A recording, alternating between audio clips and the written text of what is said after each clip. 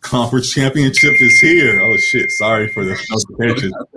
My bad. Let me turn this off. Shit. But we are here. Conference championship is here, and the NFL playoffs are moving along still, even through COVID and other things that me and many others are fighting through. They're still going strong, and we're here to predict it all. So definitely a fun weekend we had last weekend is going to be crazy, even crazier this weekend. So very excited for it all. Last weekend, my Ravens went down to the Bills. I thought they were gonna make it happen. I thought Lamar and them were gonna step up, but guys across the board kind of folded, and then Lamar wasn't able to make anything really happen with that offense, and the Bills were, as well as them capitalizing on the defensive side as well. So they won 17-3. My Ravens lost, and we've made some moves already afterwards. Mark Ingram, who's on my shirt now, has been released, as well as a few others. So starting to turn things around, and we'll see how the Ravens rebuild. But now going forward, the Bills are now moving to the conference championship,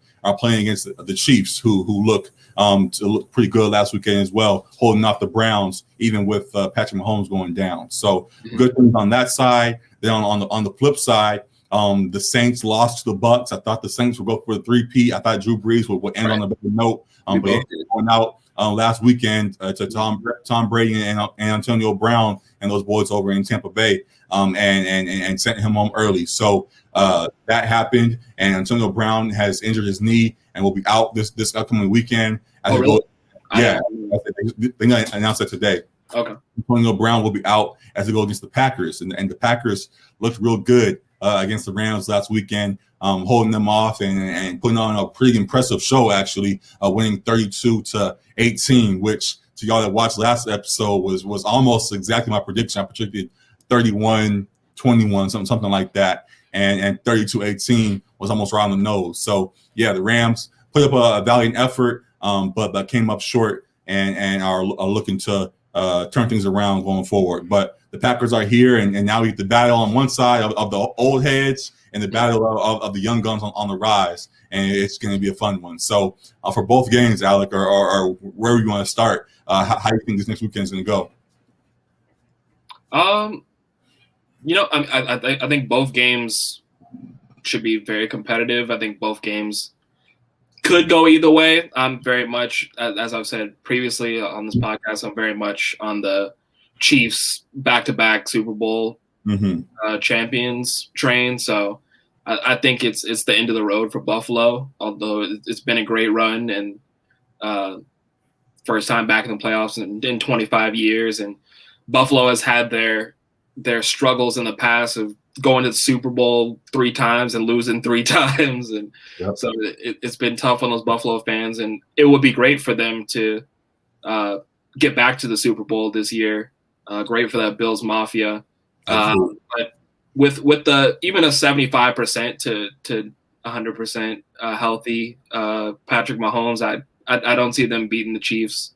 I still don't see anyone beating the Chiefs. But it just so happens that that's who the Bills got to face next. So you already alluded to it, but I think that 75 is more like a 65-50%, because while many people are alluding to his head injury that he sustained last week. At first, it was seemed to be clearly a concussion, but then it was nerve damage or something like that. So he cleared protocol and will be available. But he also has a foot injury that many people are alluding to as well. So having both of those potentially being an issue, do you still believe 65% Mahomes can get the job done? I do, as long as it's not a situation where he has to leave the game. Like, if he's still playing, but he's not 100%, I still give the Chiefs the edge. If Chad Henne has to come in again and throw a duck into the end zone, then we have a whole nother situation on our hands. But I think if Mahomes is able to fight through injury and play, I still give the edge to the Chiefs there. Now that's where Mahomes, and obviously he still has Tyreek Hill and Travis Kelce and all those receivers and weapons to throw to. In the backfield, though, Clyde Edwards-Helaire is supposed to be out this week. He hurt his knee or wherever that was, I think, and won't be able to return. So having a few injuries now for that offense, none of that makes a difference? You still think that they hold him off? Not for me, yeah, because Darrell Williams stepped up last week and filled the role for Clyde Edwards-Helaire.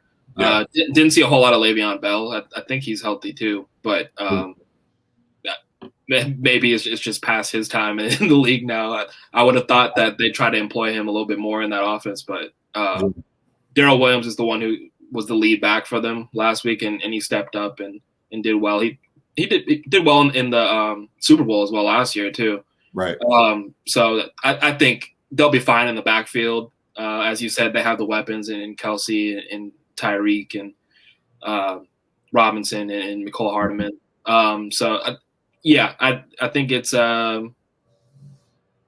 still think it's going to be a competitive game because I like, as we've said before, I like how Josh Allen's been playing all season, the connection with Diggs. Yeah. It's still not a very balanced offense, very heavy pass. So defense can key in on the pass, but still, if you're not able to stop it, like you can only do so much because I think the Bills have put up the most offense of any team this year, even more than the Chiefs, like statistically, points per game wise.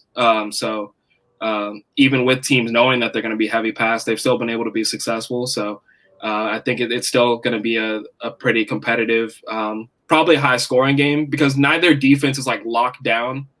Both are serviceable for how good their offenses are. So probably something where both scores are in the 30s, like something like 31-35 Chiefs, something like that. What are your thoughts? Got you. And I hear you. But I tweeted immediately after Mahomes went down last weekend that Buffalo will beat the Chiefs when they play. And I tweeted that assuming that Mahomes will be out.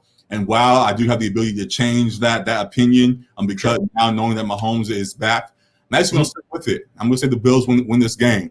Partially just out of respect for them beating my team last week and seeing the performance they put on. One to kind of root for the team that beat us. Now was kind of what I'm doing, but also I have a true belief that they will win this game. It's because of Josh Allen and that connection with Stephon Diggs and Cole Beasley and Gabriel Davis and others who have been looking real good for them. They put on an impressive performance against my team last week. The defense looked very good and impressive, and it looked like they are a team that can keep up and combat high-powered offenses. While the Ravens might not be high-powered to some, I think that the performance they put on showed that they can stop potent offenses and will continue to do so this week as well. Also with the Chiefs, as something that we've pointed out all year long, is that as impressive as they are, as dominant as they seem, even last week, and partially was because of injury, of course, but even when they win games, they're not blowing teams out. Teams have opportunities against them to potentially win games, but because they don't have a Mahomes talent on their sideline as well, they can't make the comebacks that against the Chiefs that they give the opportunity to. But I think the Bills are a team that do have a talent. May not be the exact same talent as Mahomes, of course, but it is a talent where if it ends up being a situation like last week where the Chiefs are up 22-17 with a minute left and the Browns have the ball, they won't turn it over. Again, we pointed before that game, we talked about the difference between Baker and Mahomes, and we kind of saw that throughout that game. While Baker is a 7 out of 10, we could say Josh Allen is 8 or 9 right now with the way he's performing. So I think he shows that. And if he's in position with a late game drive, I don't think he'll turn the ball over as we saw Lamar Jackson and others do when going against the Chiefs or in these moments recently. I think he will actually get the job done and win the game for them. And the Bills will be back in the Super Bowl. So I'm rolling with the Bills. I think it will be a game similar like that. I think it also will be around the same range as the game last week for the Chiefs in regards to the lower scoring than expected. I don't think it's going to be as much of a shootout as people assume because of these two high-powered offenses. I think it's going to be around the 25-22 kind of range. I guess I'll say that's my official score, but somewhere around that range where it ends up being a touchdown or a field goal for a team to jump ahead at the end to steal it. And I think the Bills are going to be that team that does it. So I'm rolling with Buffalo and dropping on them to do so. Having said all that, would you not favor the Chiefs in a close game though, just because of all you've seen them do in close games? Like, as you said, like they don't really blow anybody out. But my point is that yes, the Chiefs know how to win, but they also have given other teams the opportunity to. But those other teams have choked it away or been shut down because of the somewhat underrated Chiefs defense that they have there. I think the Bills won't be a team that chokes the opportunity away, though. I think if they're in the same position as the teams have been down by a touchdown or fewer late, I think they actually can convert and steal the victory. Okay. Yeah, it's going to be a fun one. It's going to be a fun one. It's going to be very fun. I'm excited for it. It's going to be a good weekend. So, yeah, that's on one side with the young guns, and then we go to the old heads on the other side. Aaron Rodgers versus Tom Brady. I'm so sick of Tom Brady. I gave him his respect kind of last week, but at the same time, I picked Drew Brees to win the game. But that's why I blame you for the win. Huh? You gave him too much respect. That's why I blame you for the win. I guess he heard it and acted on it. And proved me right in a way, I guess, and got the job done against many's predictions. So I can't watch a 10th. I can't watch a 10th Brady Super Bowl. I'm sorry. And with Antonio Brown out, you can. No, I can't. I can't. You can, and you will if he's in it.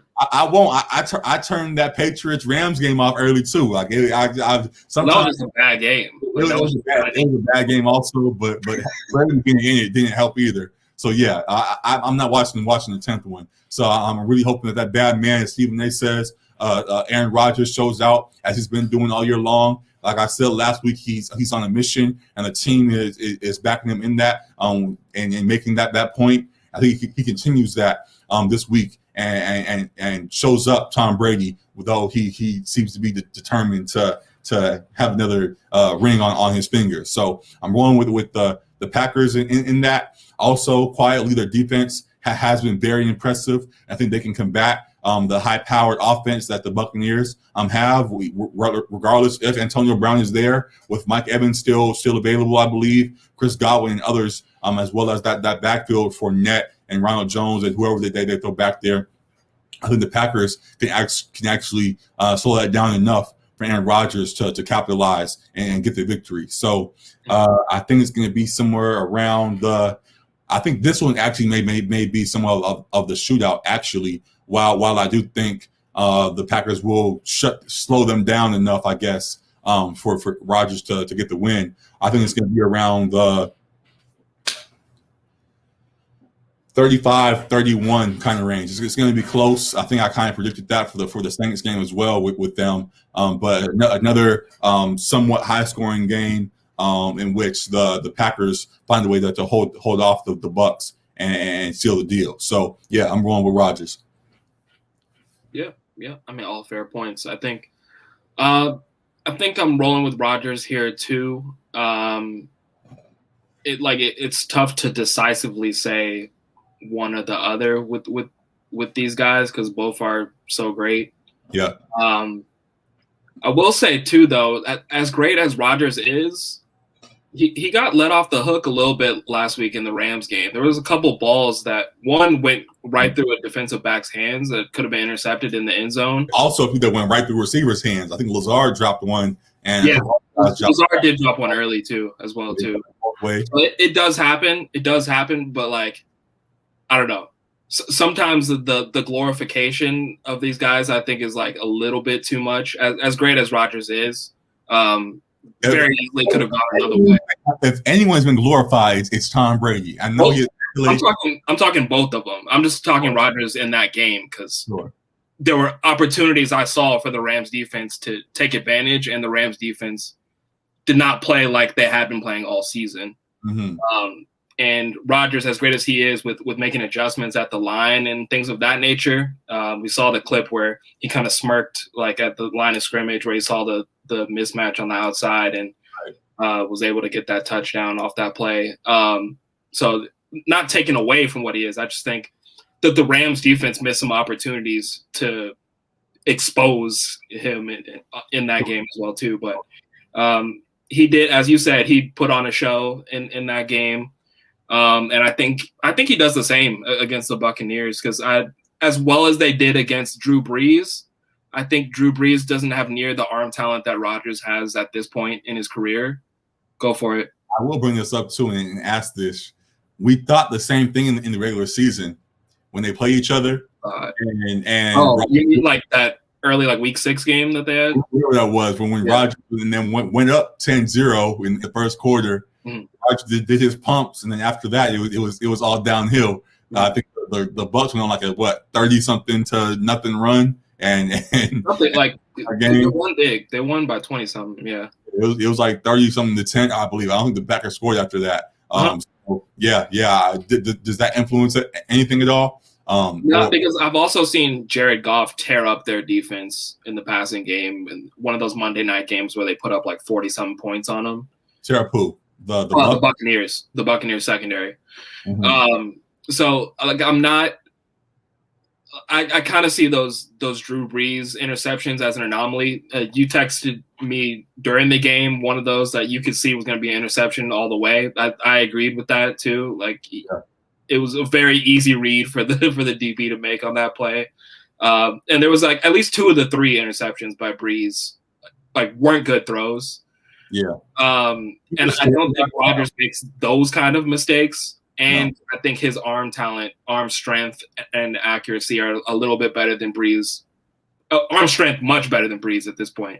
Accuracy a little bit better than Brees.